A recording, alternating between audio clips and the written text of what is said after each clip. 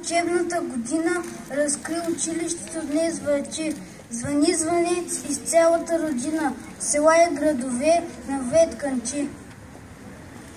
И ние, хилядите ученици, към този звън летим като орляк, из бодрите си весели редици, изпълваме училището пак. От лятото ние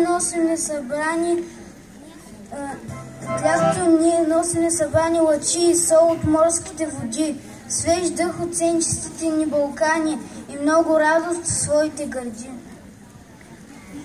А класните ни стаи приветливи отново срещат ни с добре дошли и замрачават в утрото щастливи, като роени кошери с пчели.